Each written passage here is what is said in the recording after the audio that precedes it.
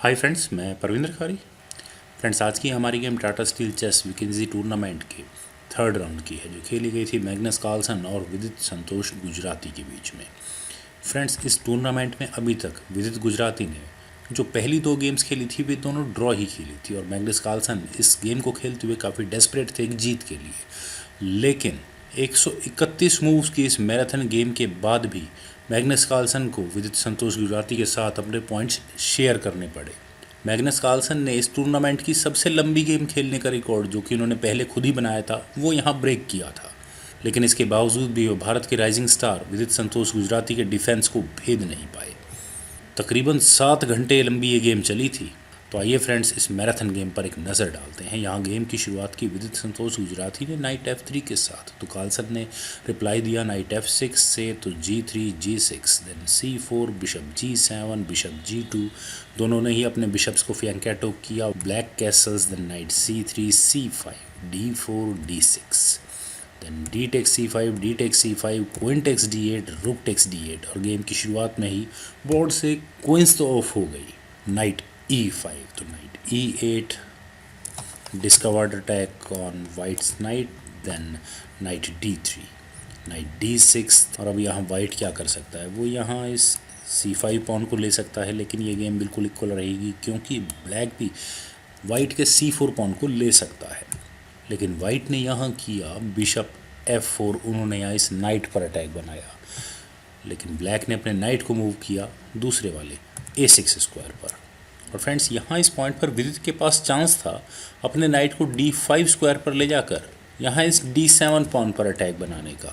और सपोज़ अगर यहाँ ब्लैक अपने इस E पॉन को आगे पुश कर दे, तो यहाँ वाइट कर सकता है knight E7 check, then king F8, knight takes C8, then rook at A takes C8, और इसके बाद यहाँ वाइट लॉन्ग साइड कैसल करके इस गेम को काफ़ी एक्साइटिंग बना सकता है।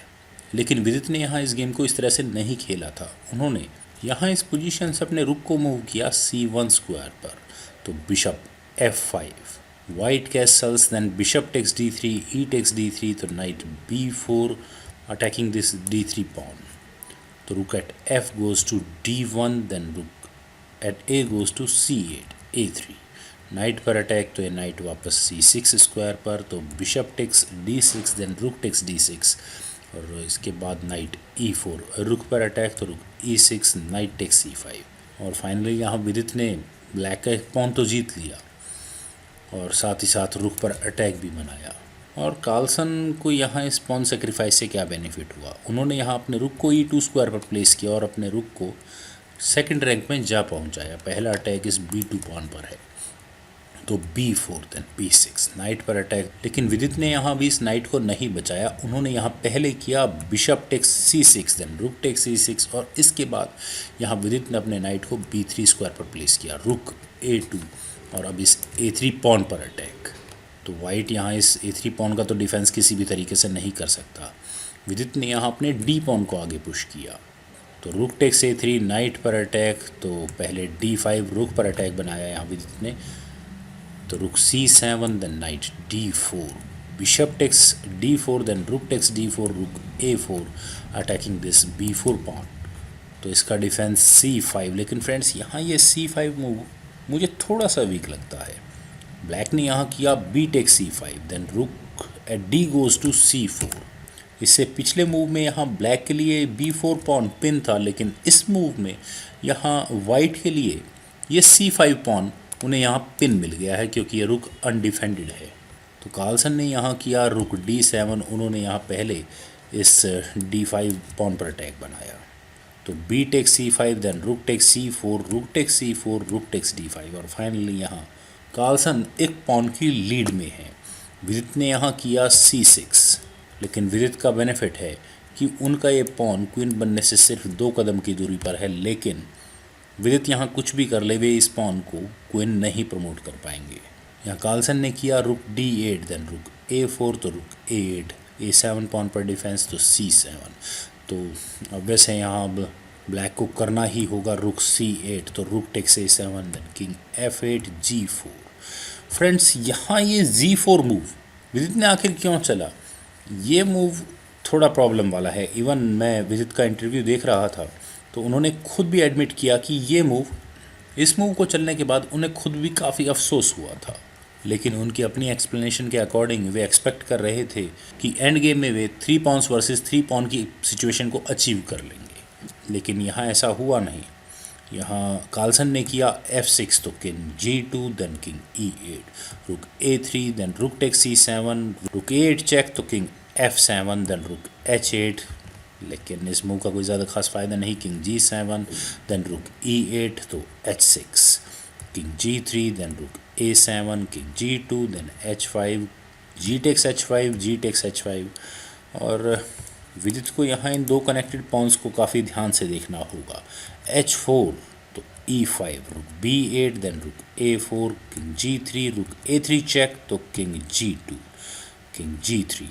और फ्रेंड्स, अभी मैं कुछ देर पहले कह रहा था कि जब विदित ने इस G4 मूव को चला तो वो काफ़ी क्वेश्चनेबल था। इवन कार्लसन ने भी कहा कि वे काफ़ी सरप्राइज थे इस G4 मूव को देख करके। वो उस मूव की यहाँ कोई ज़्यादा खास ज़रूरत नहीं थी, लेकिन उन्होंने विदित के इस F3 मूव की भी काफ़ी तारीफ़ की, क्योंकि यहाँ अगर विदित F3 मूव ना चलें तो वे यहाँ इस ई पॉन को ही आगे पुश करते, और एक बार अगर ये ई पॉन आगे पुश हो जाता तो वाइट को इस गेम को निकालना इतना आसान नहीं हो पाता।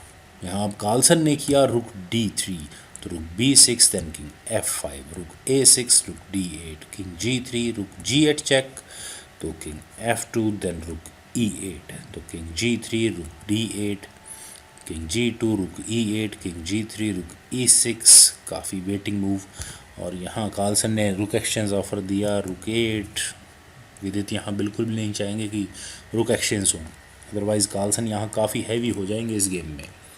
रुक D6 देन रुक H8, H5 पॉन पर अटैक तो किंग G6 रुक G6 check then king H7, again रुक पर अटैक तो रुक E8, ताकि ब्लैक यहाँ अपने इस ई पॉन को आगे पुश ना करे। किंग G7 देन रुक E7 check, king G6, king H3 तो king F5 then king G3, ताकि ब्लैक कहीं इस अपने किंग को F4 स्क्वायर पर लाकर प्लेस ना कर दे। और ब्लैक अब क्या करे, वो यहाँ अपने रुक को 8th रैंक में भी ले जा सकते हैं, लेकिन उन्होंने यहाँ किया रुक D3 तो रुक E8 देन रुक C3, रुक E7।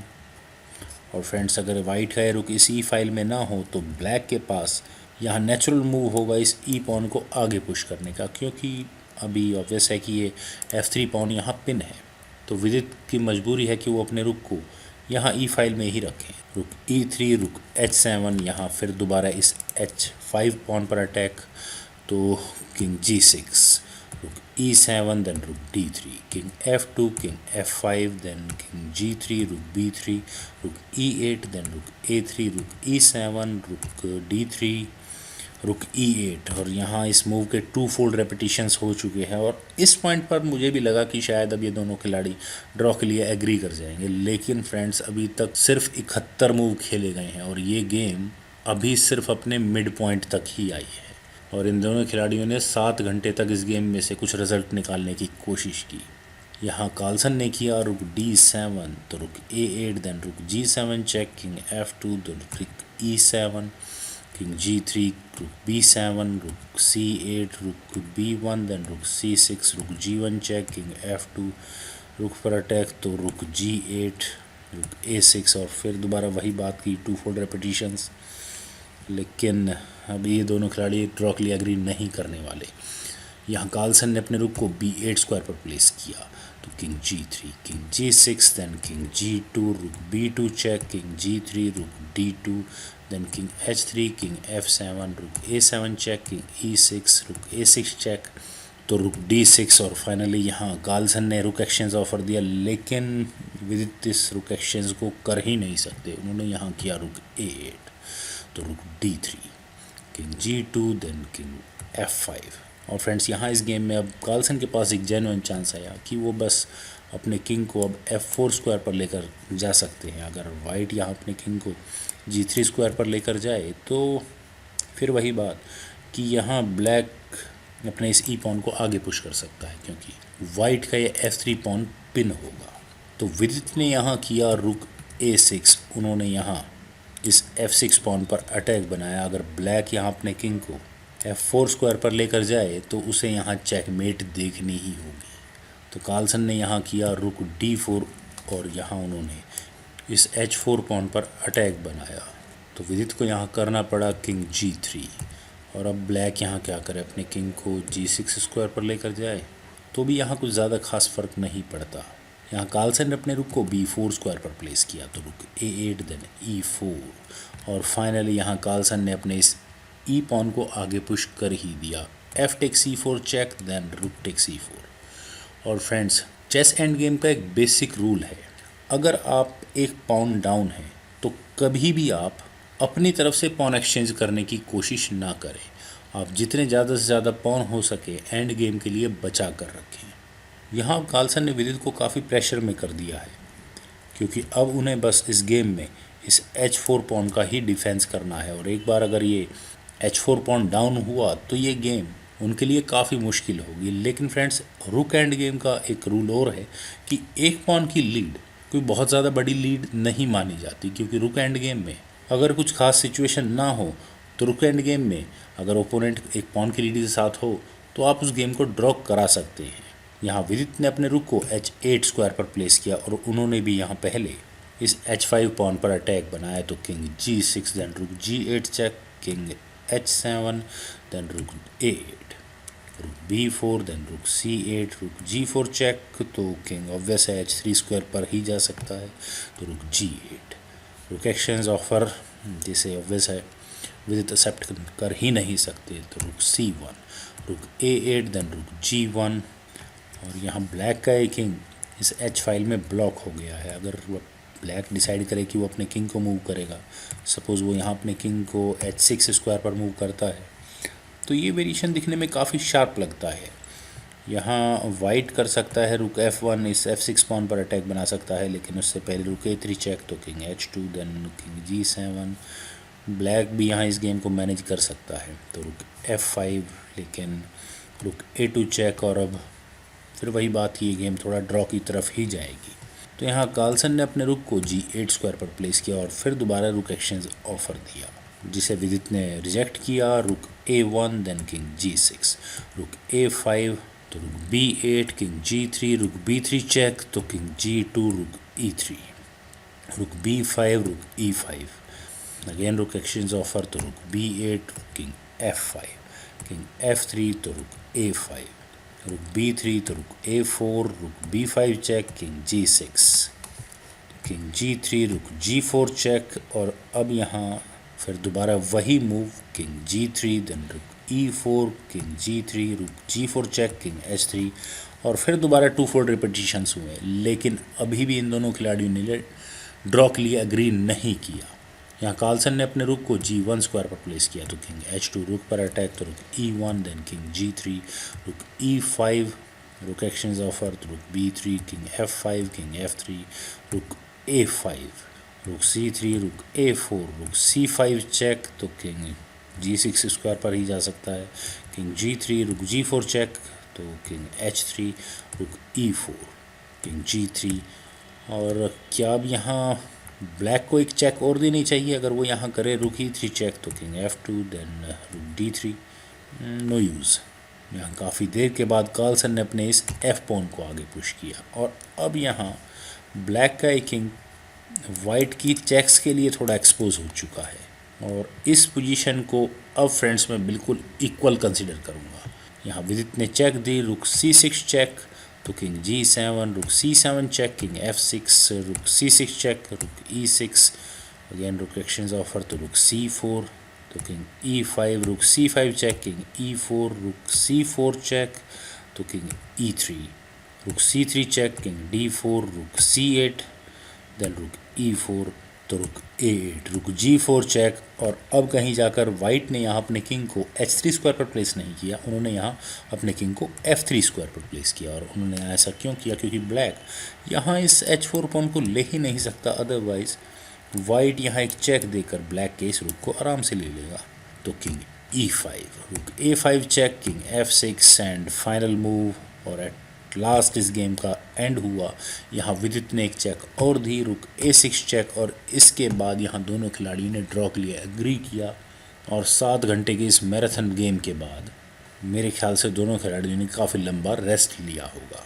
फ्रेंड्स, ये गेम जिस तरह से खेली गई, इस गेम में कोई कमी मतलब किसी एक खिलाड़ी का कोई गलत मूव, मिस मूव या किसी एक खिलाड़ी का एक्स्ट्राऑर्डिनरी मूव निकालना काफ़ी मुश्किल था। यहाँ गेम दोनों ने ही काफ़ी बैलेंस्ड खेली। इस गेम में कार्लसन ने बहुत कोशिश की कि किसी तरह से विदित कोई गलती कर दें और वो उस गलती का फ़ायदा उठाएं, लेकिन विदित ने कार्लसन को कोई भी मौका नहीं दिया। और फ्रेंड्स, मुझे भी इस गेम को काफ़ी सिंपल रखना पड़ा। मैं भी इस गेम में ज़्यादा सब वेरिएशंस नहीं निकाल पाया। तो उम्मीद है आपको ये वीडियो ज़रूर पसंद आई होगी। आप इस वीडियो को लाइक करें, शेयर करें और मेरे इस यूट्यूब चैनल चेस गुरु को सब्सक्राइब करें। और आपके कमेंट्स का मुझे बेहद इंतज़ार रहेगा। Thank you for watching and bye for now.